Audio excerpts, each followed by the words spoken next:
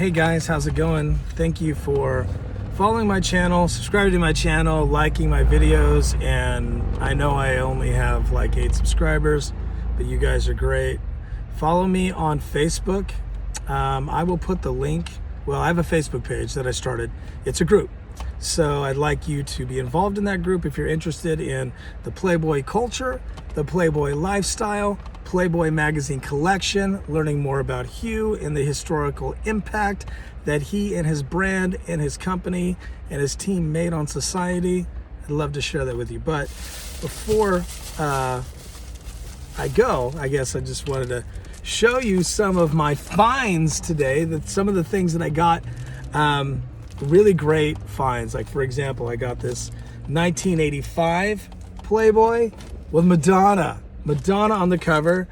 Madonna is in here. It's got some scuffs on it. It's in a used condition. It's got a backing. I bought it at a local store here in Folsom. This is not where I live, but I'm out of town. Last week I was in DC just traveling. I'm traveling here. I was out of town, but I found a spot that has a really great collection. So I'm jumping ahead. I was gonna try to collect from the oldest to the most recent, but some of these I can't say no to. Some of these are valuable, especially the ones with celebrities. So I've got a few to show you. And at the time, because I've lived a little, I remember these times when these magazines hit the stand. They were culture shifting. They were in the media. The PR was incredible. There were interviews. They became the story when these magazines hit that had a celebrity or a special pictorial in them. So the first one I wanted to show you was this one with Madonna. I paid $5 for this, $6 for this one. This one right away is worth 20 to 30. I could sell right away because it has the amazing Madonna. So great deal, right? Got a good deal on that one.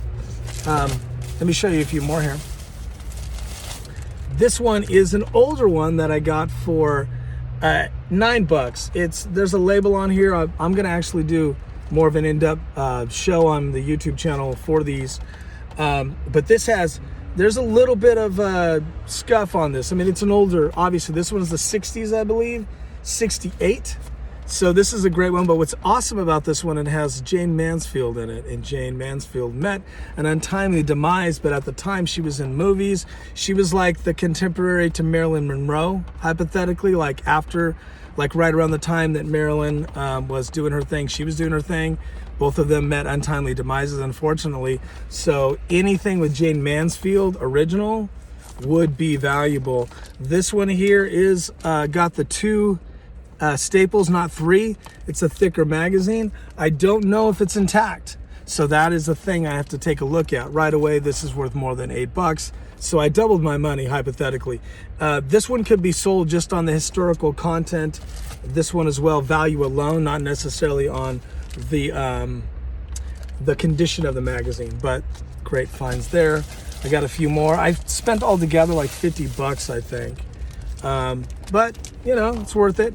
This one's got Dolly. This one's a thicker one.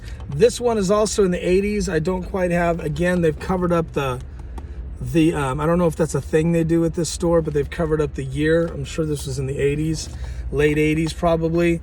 This one has some sports and boxing stories, and it has an interview with Dolly. This is a very famous cover that people have reproduced over time. In fact, just recently on Twitter, this year for her birthday, I think, or anniversary, Dolly recreated this now at her age. Pretty dope, right?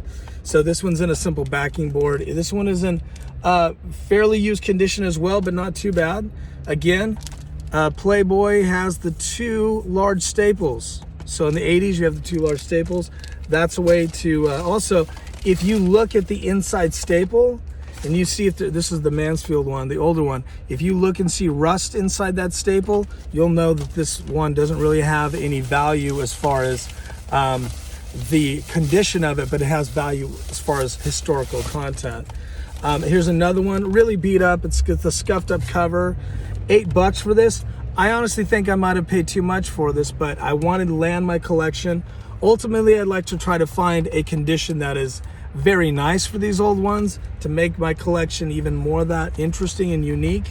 you know, to have a magazine I can kind of read that's older or used, and then one that we can put away for value and keep that and store it. But this one, again, it's a thinner Playboy. So earlier, the magazines were thinner, not as much advertising, they were cheaper. This one is like a 50 cent. This is May, I believe. Again, the year is not on the cover, but I believe this is late 60s. I did research it. Here's another one, same situation, late 60s.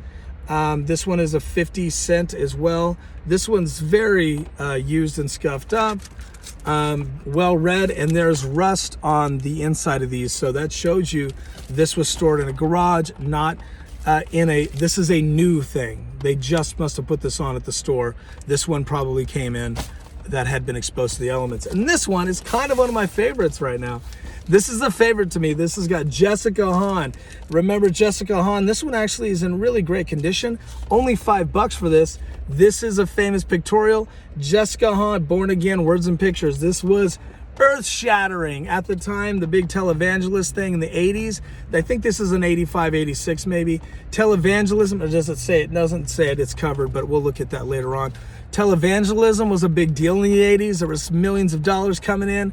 70s and 80s was a big time for it. Jessica Hahn was one of the major characters who brought that whole industry to its knees. And because of her scandal that she had, if you don't know about her, look, if you're my age or in your 30s, you should have a concept of her. If you're 40, 50, you should know everything. You should be able to even do this for me and not have me do it. But if you're a millennial, maybe a Gen Y, Google her. She's older now, obviously. She regrets doing these things. You know, people live a little bit, but in the 80s, she was living it up. She actually was a really good friend of Hef and lived in the Playboy Mansion, wasn't involved in another scandal with the Playboy Mansion, actually helped Hef out with a crazy girlfriend. Long story. I'd like to do a video on that, a video podcast later on. I'm going to try to actually do some formal podcasts, talk about the history of each magazine and what was going on contextually, culturally, what was going on in America, internationally, with geopolitics